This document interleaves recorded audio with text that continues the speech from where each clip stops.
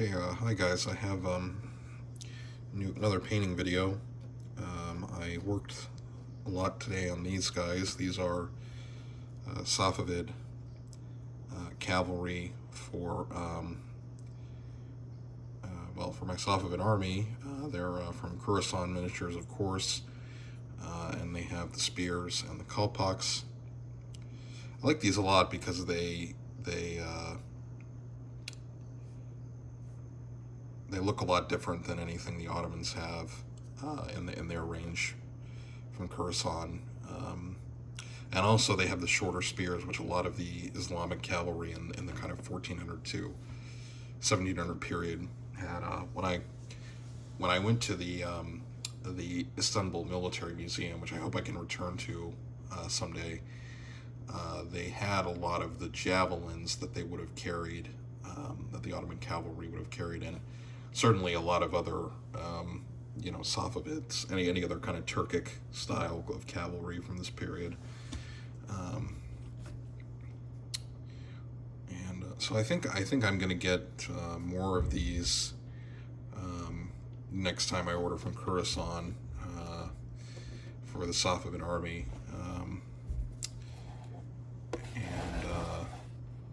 Got two more stands to paint up, and as you can see, it gives you, you get like kind of a mix of weapons, which is good.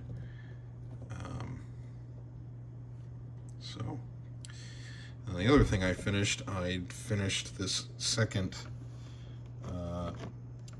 Safavid Zembarek, the camel guns. I did these cannon in like gunmetal color this time, because the other ones I did in brass, which may be this may be more historically accurate, but they had smaller iron cannons too. So, and I had also I bought the pack of the Safavid spearmen, just to have another kind of infantry element for the army, and it came in a pack of 10. So I just took the last guy that didn't really have a proper spear. I guess he's meant to be the standard bearer, and I just put him on here. I painted his clothes the same color as the gunners, and I made him just another assistant gunner. But I do like in this when you order this from Khorasan, you get a little component that's like the bags of black powder, and you get the little pouch of cannonballs, which is nice. When you since I got it based up, it actually looks really nice, like it's actually on the ground, because I was able to cover up the little cast on kind of little ground base that it had. So yeah, that's nice. And so now I have two Safavid camel guns. I think this will be nice because I can use these for my Ottomans as well, even though the clothing doesn't look quite right. But in a pinch, I think I could use this because the Ottomans also had these kind of camel guns, and also for gaming, it would make things a little more interesting, because in a lot of rules for like the pike and shot, like 1500, 1700 period, I don't know where this comes from, but the rules writers make the artillery almost artificially cumbersome and inaccurate, which is not true. I mean, I would say by about the Italian wars, the artillery was fairly consistent for the time, and the gunnery was quite good. Like I've had this research project about when the Ottomans besieged Rhodes, and I mean the Ottoman sources reflect on that the Hospitaller gunnery was really accurate, and they were able to put a lot of rounds, and their musketry was like really accurate, and they were able to inflict a lot of damage on the Ottoman army, and the Ottoman gunnery was also accurate, that they could, they were able to consistently place shots on sections of the walls. So I don't.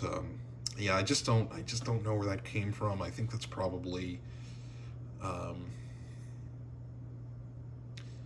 yeah, I don't really know, because it's just not consistent with the things I've read, at least about my corner of the world, when studying the military history of the period. Could be true. Like, I could see it being true, maybe like in the English Civil War. But even in the 30 Years' War, I'm just not sure I'm really convinced by that. But anyway, I think it would be fun to have these as mobile kind of artillery units because, like I said, most of the time, most rules you can't really move the artillery, especially if it's considered a heavy gun, and then the light guns are too slow. But I feel like this, I could come up with a profile either in Pikeman's Lament or Pike and Shot from Warlord, where you could have an artillery, you know, well, a self-propelled gun that could move, 6 inches or something, and then fire on the next turn, something like that. That would be, I think that would be interesting to have to play with in a war game. And yeah, the other thing I did the Safavid Spearmen. I didn't paint these guys all the same colors because they would be like peasant levies, but I did, just to keep them straight. I did give them green sashes, and you can't really see, but their pants are all tan, desert yellow, just to have a little bit of consistency. And then these guys I also painted in kind of uniform colors, which is, like I said, that's probably not totally accurate, but I do use that bit of historical, artistic license just because,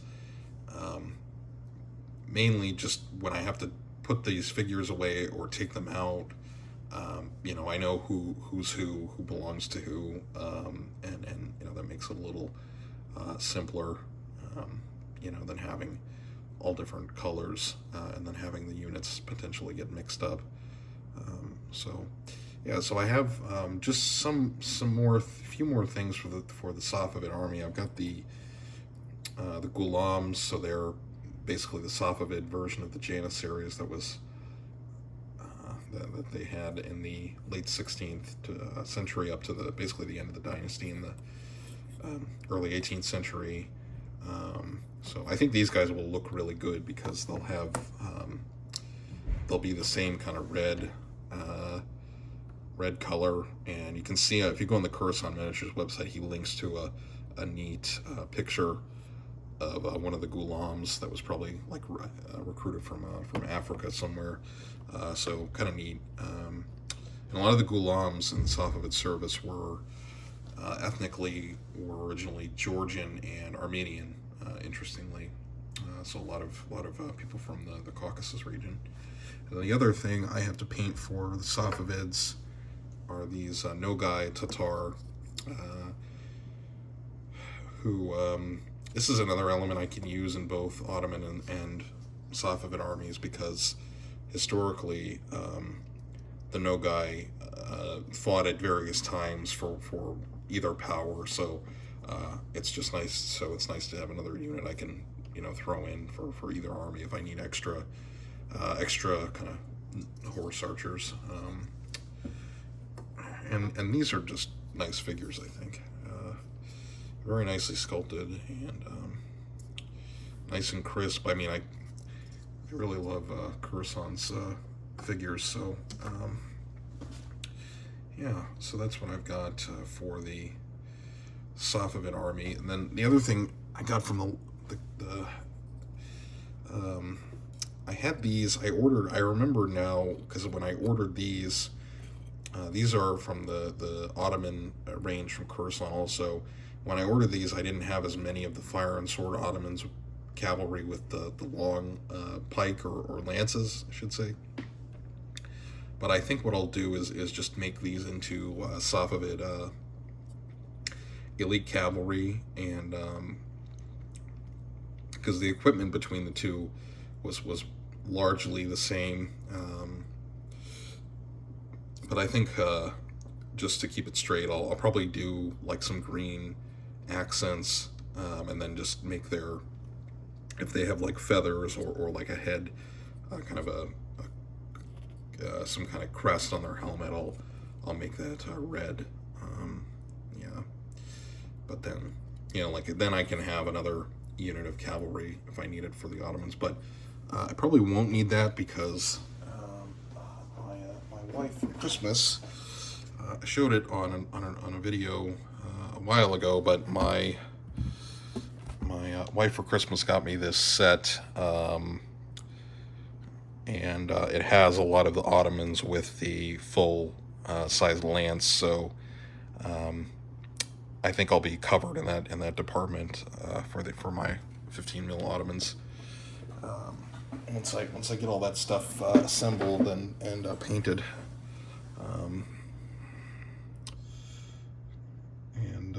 And the other thing I wanted to talk about was I discovered today that Essex Miniatures makes a range of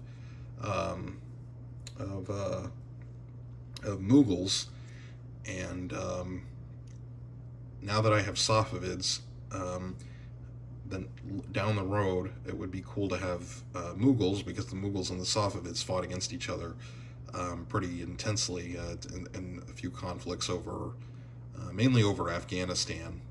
But the thing with the Essex figures, I was looking at them, and I'm not sure if the quality is as good as like Coruscant and some of the other 15 millimeter companies. And I don't want to be too critical on them, because sometimes I think that if painting on a figure is a little more basic, it can make the sculpt, the details on a sculpt, not pop out as much. But they do have a full range of Mughal figures, which is, better than not having any at all from anywhere else in 15 millimeter. Because a few years ago I thought about doing Mughals in 28 mil, but there's really no range that could do it as far as I know.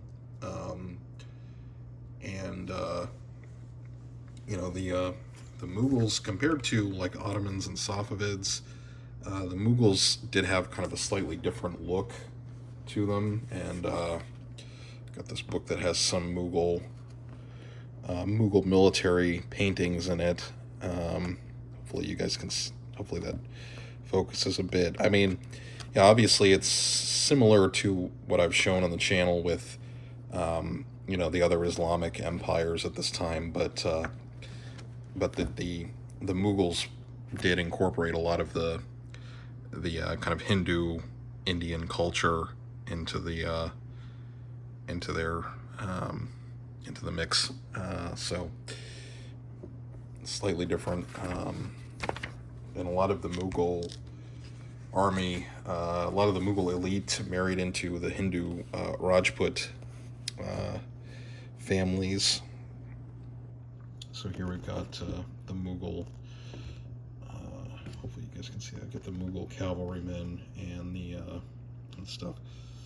So and this is an interesting book if you have want to learn more. You can find this on Libgen pretty easily. So I know, and I was looking online today on YouTube today if anybody had done any reviews of the Essex figures, and I know the Medieval Wargamer. I think his channel, he has a lot of the Essex 100 Years War Knights, and he likes them a lot from based on one of his reviews. So they might be okay, but I don't know if they would. I'm just not sure yet. But the other thing with the Essex is they do sell army packs, so I could buy like a whole Mughal army pack and just have it ready to go. But that'll be off in the future, because I mentioned on the previous video I'm taking a break from buying new figures, since it is it is Lent, and it's good to give things up, and so I think a good discipline would be to not buy any new figures until the end of the season, and also it'll give me time to work on what I have, and hopefully I'll keep painting more. But if I do end up painting up these Mughals, it'll be good because I can play games with Safavids versus Mughals. So yeah, I have to research that more because I don't. I did read a book about that, about the conflict between Persia and the Mughal Empire a while ago by a scholar named Richard Foltz, but it was actually about the Mughal kind of interest in Central Asia because the founder of the dynasty, Babur, he was a prince from Timur, so Tamerlane, the world conqueror. Well, he was a descendant from the Timurid royal house, and he gets thrown out of Afghanistan basically, and he goes to India. He does not want to go to India, and in fact, his memoir, which I cannot recommend enough reading because it's really just amazing. He actually hates India. He does not like being there, and but anyway, eventually his descendants settle there, and the Mughal. But the point is, the Mughal army over time becomes a lot different because when Babur comes onto the scene, it's mostly Turkic kind of stuff that I show a lot on the channel, and then as they expand, they incorporate a lot of the Hindu Rajput families that were pretty militarily powerful in the Deccan, especially in the Deccan region of India, and the Mughal princes marry into the Deccani families, and they kind of integrate that way. So the Mughal army ends up being kind of a composite of both elements, and the Essex range kind of reflects that. So that is nice. Yeah, that would be an interesting project in the future, but I think I need to keep working away on what I've got, and then and then I'll tackle that down the road. But I've got a lot here to do, and at this point, I just don't really know enough about the military, the Mughal military, of how to kind of make a how to do a good kind of do an army that would reflect the composition of the field army, because my Safavids would be for like the period of Shah Abbas, so that would be 1587 to, when did he die? 1620s, I think. I can't remember. But anyway, he was their probably best Shah, and he did a lot. He established the Ghulam Corps, and he kind of gave the Safavid army a lot more strength. But the Safavid army was mostly still these Qizilbash elements, so mounted archers and mounted warriors, basically. But I've kind of got my idea is to make a Safavid army that's kind of a Shah Abbas period, that's got the musketeers, and it's got the Qizilbash cavalry. And another thing I could add is to add a Venetian or a kind of European mercenary element, because I mentioned on an earlier video there's a chapter in a book called The Safavid World by a great scholar of Persian history, Willem Floor, that mentions that there were, I think it's in his chapter anyway, but there are brief mentions of some European elements in the Safavid armies. So I think I think I might do just like one European late 16th century maybe matchlock unit, just to have as a sort of one-off element in it. Yeah, so I think that would be fun, and I need to just read more about the Mughal military history, because in Babur's memoir, he he is really detailed about like the composition of his armies because he's a military general, a military guy, and he kind of thinks about this stuff a lot. But I haven't read his son's biography that was written at the time of his that was contemporary with him. It's his son Humayun, and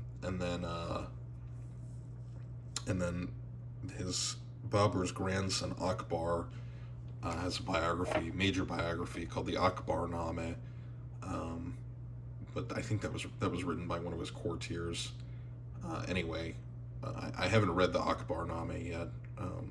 The other book I've read about the Mughal warfare is a more recent one. It's a Indian scholar. His name is I think it's Pratay Nath. I know his last name is Nath. Called Climate of Conquest. That was pretty interesting because he goes into a lot of like the Mughal expansion into Bengal, and they had like kind of riverine forces. That was interesting. And then there's another book by a scholar named Jos Gomans. I think he's Dutch, but he's written a lot about Mughal warfare. And then there's another book I think it's in the same series as the Ottoman Warfare 1500-1700 book by a different author. But those are more kind of like institutional histories, which could be useful for war game research. But I think I remember liking the Gallman's book better of those two kind of generic, general, I should say, not generic, general histories of the Mughal armies. So, but I think with the Mughals, it's just easier to go straight to some of the sources because they were translated, they've been translated and studied pretty extensively. So, okay, this one ran, I think, a little too long, but I hope you found the discussion interesting. And keep painting, and hope to talk to you in the next one. And maybe I'll probably do another Call of Cthulhu session. I know that's probably not as popular, but I do like doing that. So I like that system a lot. But anyway, okay, thank you for watching, and talk to you all in the next video.